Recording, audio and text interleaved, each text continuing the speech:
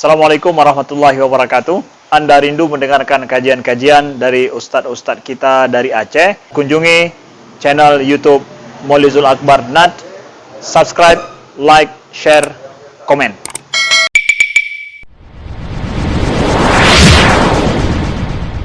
Mustafa Muhammadin wa ala alihi wa ashabihi ajma'in. Amma ba'd. Rabbi shrah li sadri wa yassir li amri wahlul 'uqdatam min lisani yafqahu qawli.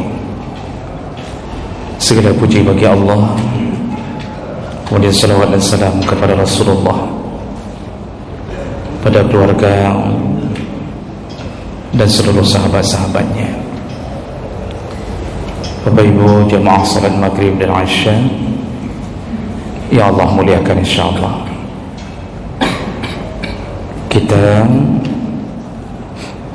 masih berada di dalam pembahasan adabul libas waz zinah, yaitu adab dalam berpakaian dan berhias diri. Pembahasan kita yang terakhir, kita sudah bahas di antara adab berpakaian, yaitu ketika memakai pakaian atau memakai baju atau celana atau apapun bentuknya, maka disunnahkan untuk mendahulukan yang kanan. Jadi kalau pakai baju, masukkan tangan kanan lebih dahulu ke lengan yang kanan, baru kiri.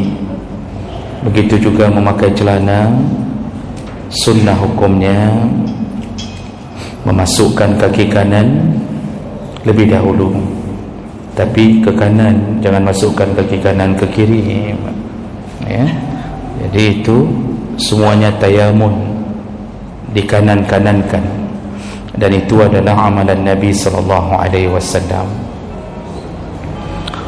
Lalu berikutnya yang sudah kita bahas yang terakhir adalah seandainya kita memakai sandal, maka sunnah hukumnya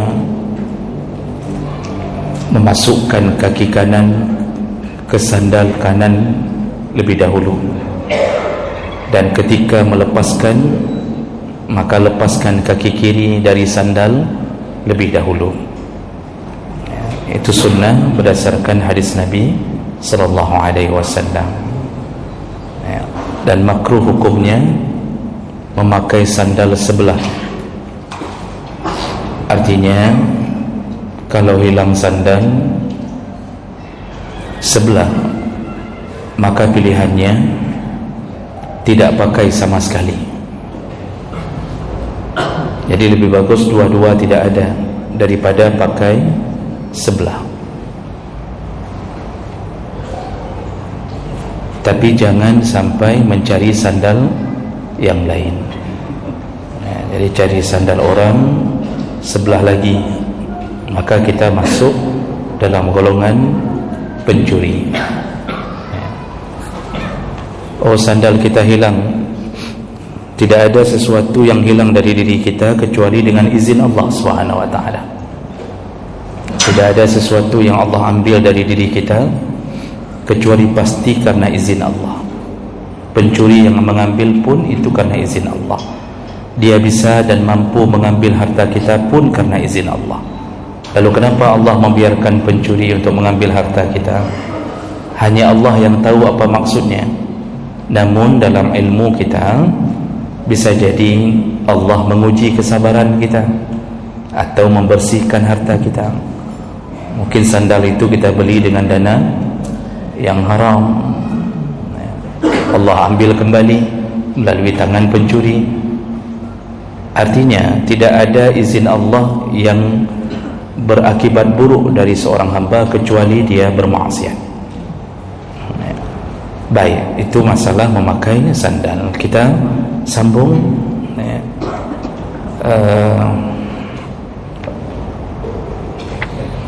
Adab berikutnya dalam urusan berpakaian adalah istihbab labasi al-bayad, sunnah hukumnya memakai pakaian berwarna putih. Ini berdasarkan keterangan dari Nabi SAW. Salah satunya hadis riwayat Ahmad, Abu Daud dengan derajat yang sahih.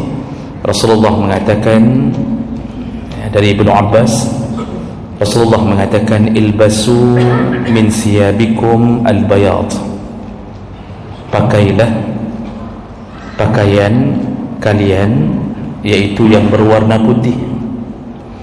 Fa innaha min khairi siyabikum, karena itulah sebaik-baiknya pakaian. Jadi warna putih sebaik-baiknya pakaian.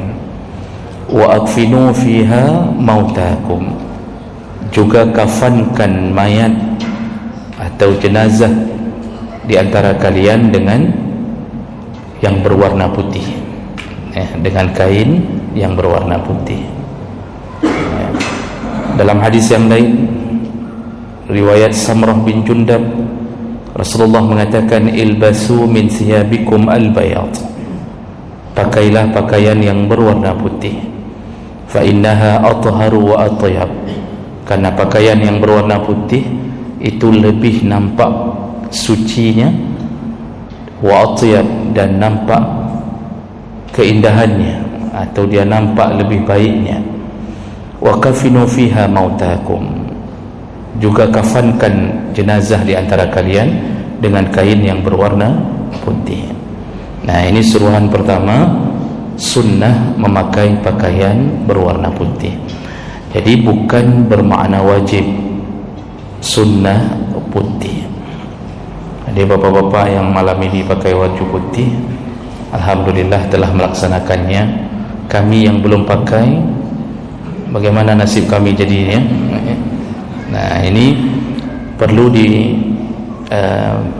perdetil bahwa tidak bermakna yang bukan warna putih menjadi makruh, tidak. Sunnah di antara warna pakaian, pilih yang putih, terutama di waktu salat. Dan itu lebih baik karena putih itu nampak sucinya dan kita lebih berhati-hati menjaga kesuciannya. Jadi begitu ada sedikit sesuatu yang menempel, kita langsung tahu ini tidak baik, artinya bisa bernajis, bisa macam-macam. Jadi kita lebih ekstra hati-hati menjaganya. Selain daripada warna putih itu lebih utama dipakai di waktu salat. Namun kita tidak bisa menghindar dari sekian pakaian kita, ada yang tidak berwarna putih. Apakah kita harus mengganti dengan warna putih semua? Tidak mesti, tapi usahakan perbanyak saja, terutama di waktu-waktu untuk salat. Tapi jangan merasa bahwa yang tidak pakai warna putih merasa seakan-akan telah melakukan atau meninggalkan sunnah. Tidak, karena tidak ada larangan selain warna putih kecuali dua warna, dan itu bagi laki-laki. Tidak ada larangan selain warna putih kecuali dua warna yang dimakruhkan oleh para ulama dipakai oleh laki-laki, dan itu berdasarkan hadis Nabi, yaitu Rasulullah sallallahu alaihi wasallam menyebutkan melalui hadis Abdullah bin Umar bin Al-As radhiyallahu anhu qala, ra'a Rasulullah sallallahu alaihi wasallam alayya thawbayn mu'asfarain faqala inna hadhihi thiyabul kuffar fala talbasha. Rasulullah pernah mengatakan kepada Abdullah bin Umar yang memakai pakaian berwarna kuning. Mu'asfar itu kuningnya kuning tidak ada selingan lain, kuning tok. Jadi dari kepala sampai ke kaki kuning tok, enggak ada selingan, enggak ada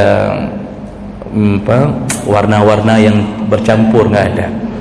Kuningnya bukan krim, kuningnya bukan oranye. Ada dua barang ni nomor. Kuning telur lah kuning telur. Telur kuning atau kuning telur. Jadi seluruhnya kuning. Warna salah satu partai lah. Begitulah. Bah mudah dah ingat. Ini Rasulullah mengatakan kepada Abdullah bin Umar bin Al-As ketika memakai pakaian yang semuanya berwarna kuning, kata Rasulullah, ini hadhihi siyabul kufar, inilah pakaian yang sering dipakai oleh kafir, maksudnya oleh agama lain, fala talbasha, jangan pakai lagi, kata Rasulullah. Kemudian dalam hadis yang lain, ra'an Nabi sallallahu alaihi wasallam alayya saubain mu'asfarain, di kesempatan yang lain, melalui hadis yang lain, Rasulullah melihat aku memakai pakaian yang berwarna kuning. Faqala, beliau Rasulullah berkata, ummuka amartika bihadza, amartaka bihadza, apakah ibumu menyuruhmu memakai baju ini? Kata Rasulullah, qultu aksilhuma ya Rasulullah. Kata Abdullah bin Umar, dia tahu maksudnya Nabi tidak suka dengan warna baju itu. Lalu dia mengatakan, nanti ku cuci ya Rasulullah, maksudnya ku ganti warnanya. Bahasa kita wante, nanti ku wante ya Rasulullah. Cuma kah nak sebut wante, maksudnya dia ganti warnanya nanti. Qala bal ahriqha, tidak usah dicuci, kata Rasulullah, kalau perlu bakar. Ahriqha, kata Rasulullah, bakar. Dalam hadis yang lain disebutkan tentang pakaian berwarna merah. Jadi selain daripada warna kuning, juga ada hadis lain yang menyebutkan berwarna merah. Merahnya juga sama, merah, seluruhnya merah, tidak ada corak atau pola atau warna yang bercampur. Merah warna partai jugalah. Tadi kuning juga warna partai, yang merah ini juga warna partai. Jadi seluruhnya merah. Ini juga pakaian yang dimakruhkan bagi laki-laki. Dan Imam Nawawi telah menjelaskan dalam kitab Majmu' ketika menjelaskan, dalam syarah Sahih Muslim ketika menjelaskan tentang maksud hadis Nabi ini, Imam Nawawi mengatakan bahawa waqad yakunu an-nahi an labasil mu'asfar li ajli tashabbuh bil kuffar. Maksud Nabi melarang dua pakaian itu, indikatornya atau alasan yang paling kuat adalah karena tashabbuh bil kuffar. Itu bukan pakaian muslim, itu pakaian agama lain di luar Islam atau kafir. Sekarang kan agama lain mereka sering memakai pakaian warna itu. Contoh kalau sekarang pun muncul agama Buddha, itu orang-orang Shaolin segala macam itu kan pakaiannya memang pakaian warna kuning seluruhnya. Nanti di malam-malam tertentu Sinterklas juga memakai pakaian merah, sebagian. Jadi maksud Nabi, jangan bertasyabbuh, jangan biasakan bertasyabbuh dengan pakaian kafir. Selain itu juga, kenapa makruh untuk laki-laki? Karena itu mirip dengan pakaian perempuan, jadi identiknya dengan perempuan. Maka tidak baik kita memakai pakaian yang kuning keseluruhan dan merah keseluruhan. Bukan merah hati, Pak, bukan merah maron, itu bukan. Karena kan baju kita ada yang merah maron, itu tidak termasuk. Memang merah darah, merah total. Itu yang dimaksud dalam hadis ini. Ada satu hadis Nabi pernah memakai pakaian merah.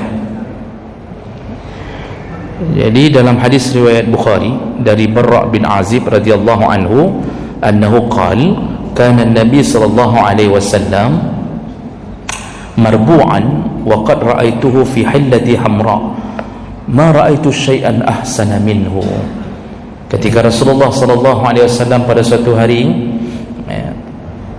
kulihat beliau berpakaian fi hillati hamra, dengan jubah berwarna merah, dan tidak pernah kulihat indahnya pakaian Rasulullah selain daripada itu. Nah, ini dijelaskan oleh Imam Ibn Hajar dalam Fathul Bari yang mensyarah Sahih Bukhari, bahawa yang dimaksud oleh hadis Nabi pernah pakai pakaian merah, itu merah hullatu hamra, itu hadiah dari Yaman, jubah itu, dan itu bukan merah total, tetapi ada campuran garis-garis dengan warna yang lain. Jadi bukan bermakna Nabi pernah memakai yang total warna merah, tidak. Baik, jadi itu yang dimakruhkan dalam berpakaian. Kalau di luar salat makruh, dalam salat lebih makruh. Tapi yang warna-warna maron, merah-merah yang tidak seperti darah tidak mengapa, insya-Allah. Nah, bagi perempuan tidak ada batasan warna. Laki-laki lebih disukai warna putih, warna lain mubah, tidak mengapa. Makruh pada dua warna, itu dua warna kuning dan warna merah. Itu pun bukan makruh tahrim, bukan makruh mendekati haram, sebaiknya dihindari, itu saja. Sekali-sekali terpakai tidak mengapa, tapi usahakan ya jangan dibawa ke dalam salat. Bagi perempuan itu tidak ada batasan warna, karena dunia perempuan itu adalah dunia perhiasan. Apakah perempuan sunnah juga memakai pakaian warna putih? Para ulama menyebutkan ketika mensyarah hadis tentang pakaian warna putih, anjuran itu untuk perempuan dan laki-laki, namun lebih utama laki-laki yang melaksanakan ini. Karena perempuan boleh-boleh saja memakai warna putih, syaratnya pakaiannya tidak menampakkan auratnya. Jadi sebenarnya bagi perempuan harus lihat-lihat keadaan. Kalau pakaian warna putihnya menyebabkan tembus pandang, maka lebih bagus tinggalkan. Sebenarnya warna pilihan bagi perempuan tergantung uruf di satu tempat. Kalau di satu daerah terbiasa memakai putih, tidak masalah. Seperti kita Asia Tenggara, Brunei, Malaysia, Indonesia, Thailand Selatan, itu perempuannya pakaian salat memakai mukena warna putih, dan itu menjadi perkara yang biasa, urufnya, adatnya memang biasa itu. Jadi semua mukena dijahit rata-rata warna putih. Ada ibu-ibu pengajian, ada kelompok-kelompok pengajian, nanti kadang-kadang satu kelompok pengajian buat warna putih semuanya. Itu tidak mengapa, syaratnya jangan tembus pandang. Jadi harus tebal, kainnya tebal, tidak tembus pandang. Namun kalau dibawa ke daerah yang tidak terbiasa memakai pakaian putih, maka itu menjadi hal yang aneh, dan itu sebaiknya tinggalkan. Contoh negara-negara tertentu seperti Arab Saudi, Afghanistan, itu terbiasa dengan pakaian berwarna hitam.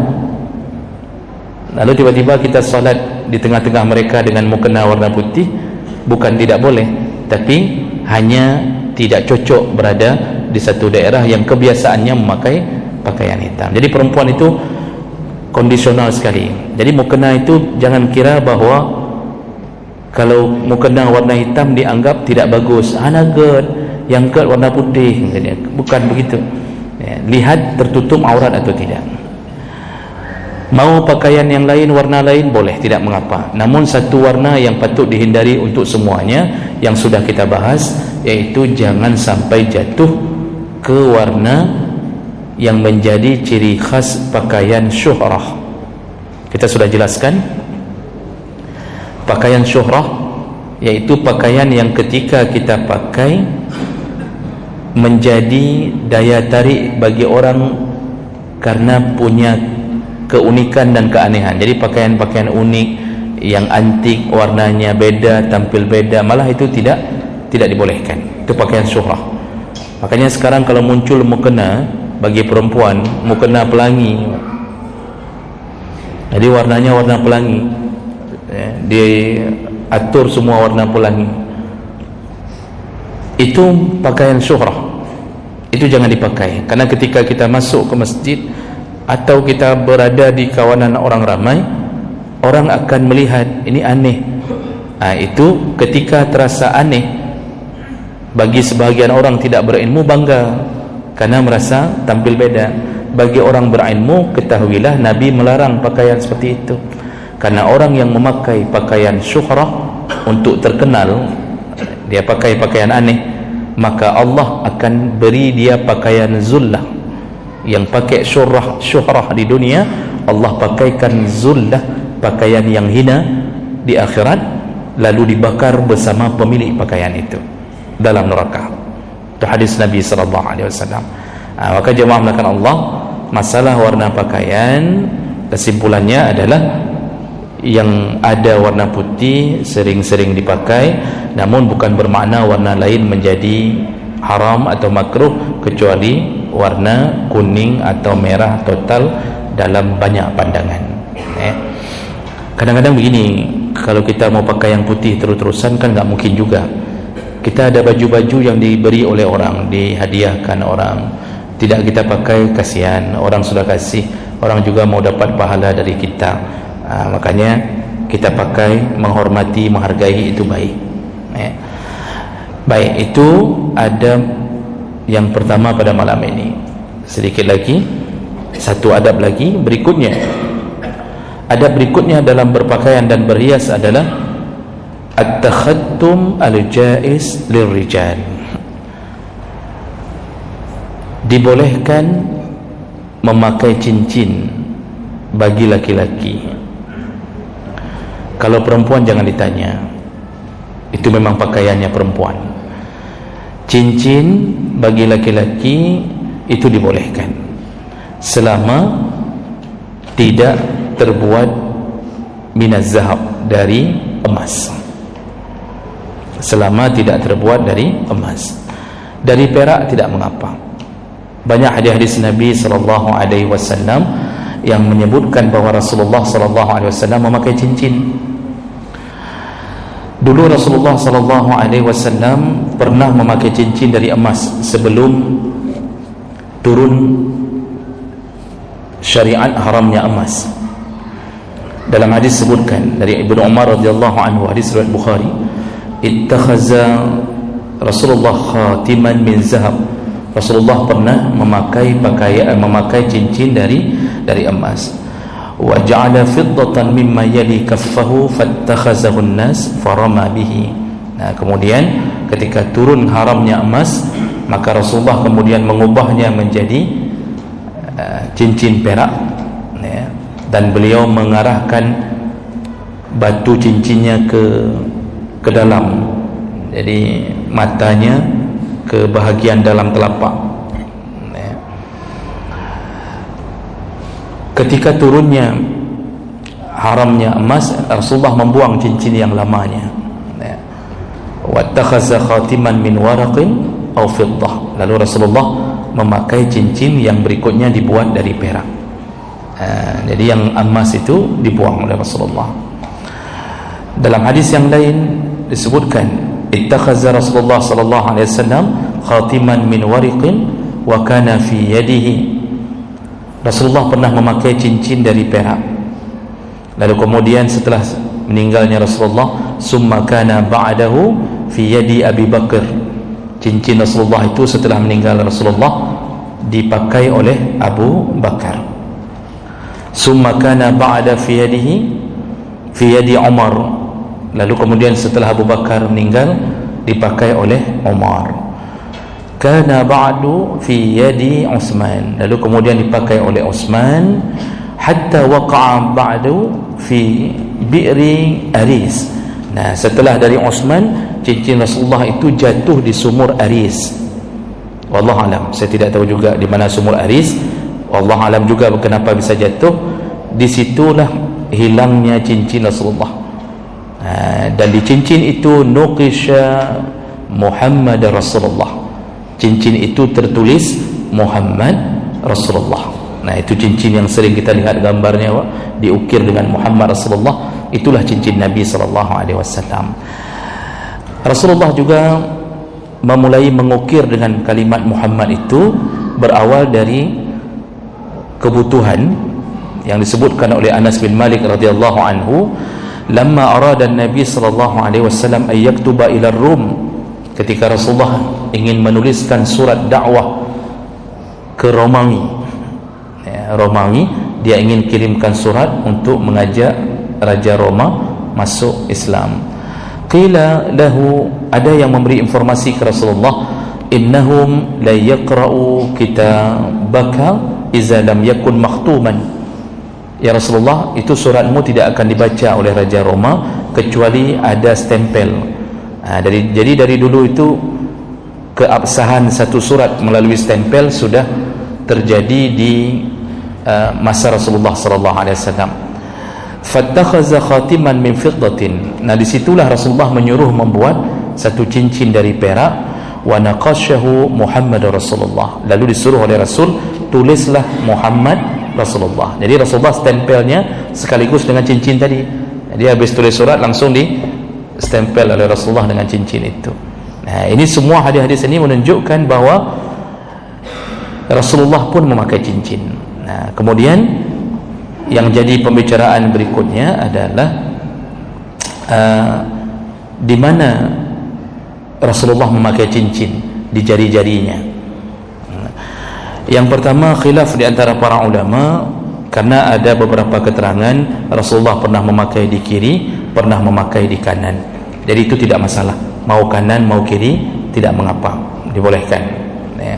Karena masih khilaf dan itu kedua-duanya punya dalil. Nah, kemudian ya, ada hadis yang menyebutkan kana khatimun Nabi sallallahu alaihi wasallam fi hadhihi wa asyara ila al-khinsir min yadihi yusra. Dalam hadis riwayat Muslim, Anas bin Malik mengatakan cincin Nabi itu diletakkan di sini, kata Anas. Anas kan salah satu khadim Rasulullah yang paling sering lihat Rasulullah. Kata Anas, diletakkan di sini. Ketika menyebutkan di sini, Anas menunjukkan khinsir. Jadi khinsir itu jari manis ya, di jari manis. Itu satu hadis. Nanti di hadis yang lain disebutkan bahawa Rasulullah meletakkannya di kelingking. Jadi kadang-kadang Rasulullah letakkan di jari manis, kadang-kadang di kelingking, diletakkan oleh Rasulullah cincinnya. Nah, yang banyak pandangan tentang jari yang sebaiknya tidak diletakkan cincin adalah jari tengah dan jari telunjuk. Ini yang sebaiknya tidak diletakkan cincin. Nah, berdasarkan hadis riwayat Muslim, ya, Ali bin Abi Thalib ketika bertemu dengan Rasulullah, Ali mengatakan, nahani Rasulullah an atakhattam fi usnu'ai hadhihi atau hadhihi. Kata Ali, aku dilarang oleh Rasulullah memakai cincin di jari ini dan jari ini. Lalu mana yang dimaksud jari ini? Qala fa'awma'a ila al-wusta wallati taliha. Ali menyebutkan yaitu yang dimaksud adalah jari wusta. Wusta ni jari tengah, dan yang berikutnya yaitu jari telunjuk. Nah, jadi dua jari ini yang Rasulullah larang Ali. Ini larangannya larangan haram atau larangan makruh? Larangannya larangan makruh, bukan larangan haram. Karena pada dasarnya tidak ada dosa memakai cincin kecuali dengan emas. Maka sebaiknya yang pakai cincin jangan letakkan di tengah dan di jari. Kalau di jempol nggak perlu hadis, saya rasa, Bang. Kalau di jempol, di ibu jari itu nggak perlu hadis, karena ini bukan tempat cincin. Jadi kita yang mabuk cincin, karena masa-masa batu giok kan orang mabuk cincin, Bang. Maka ada yang memang mungkin karena tidak tahu, itu diletakkan di semua jari. Jadi kalau minum kopi jari dibuka. Dulu sebelum batu giok terkenal, jari taruh di dalam meja. Ketika batu giok terkenal, semua taruh di atas meja. Ada yang 5-5-nya penuh cincin, 10-10-nya cincin. Ini tidak baik dalam dua perkara. Pertama, kita menyelisihi larangan Nabi. Nabi melarang taruh di tengah dan di ujung jari, tapi kita taruh kedua-duanya. Apalagi sampai taruh di jempol. nyoh naga. Yang kedua, tidak baiknya dari sisi kita ada unsur ingin memamerkan kekayaan kita, apa yang kita miliki, dan ini salah satu perbuatan yang disukai syaitan dan tidak disukai oleh para malaikat. Maka kalau pakai cincin boleh, silakan, sederhana saja, pilih jari kelingking boleh, pilih jari manis boleh. Masalah batu itu terserah. Yang penting jangan ada emasnya, walaupun sedikit, karena nanti ada yang nanya, kalau emasnya sedikit yang model begini, asal ada emasnya walaupun sedikit tetap haram. Nanti emas itulah yang menjadi penyebab laki-laki dimasukkan ke neraka. Sedangkan bagi perempuan tidak ada halangan memakai cincin di jari manapun. Perempuan itu indah, Pak. Maka apapun yang dipakai indah, selama tidak ada unsur pamer, dia boleh pakai di manapun. Kalau dia bisa pakai di jempol kaki, mau pakai silakan. Dia pakai di tapak kakinya, lalu goyang-goyang di depan suaminya. Kata suaminya, ikah makin pungo ke makin lega ke? Kata suami, kamu makin gila makin cantik. Itu terserahlah. Karena perempuan itu nggak ada larangan, pakai perak nggak dilarang, pakai emas nggak dilarang. Oh, dia pasang di hidungnya, diculuk di hidungnya begini, belum ada larangan, kecuali ada unsur memamerkannya, dan bukan untuk melawan uruf. Kalau di kita kan pakai di sini, ini melawan uruf, orang akan menganggap aneh. Kembali ke syuhrah tadi. Kalau di India okey-okey saja, bapak yang keturunan India punya isteri keturunan Jepang, jangan maksa isteri colok di hidung, itu bukan urufnya orang Jepang. Baik, kira-kira begitu. Kita sambung insyaAllah di pertemuan yang akan datang. Subhanakallahumma bihamdik, asyhadu an la ilaha illa anta, astaghfiruka wa atubu ilaik. Wassalamualaikum warahmatullahi wabarakatuh.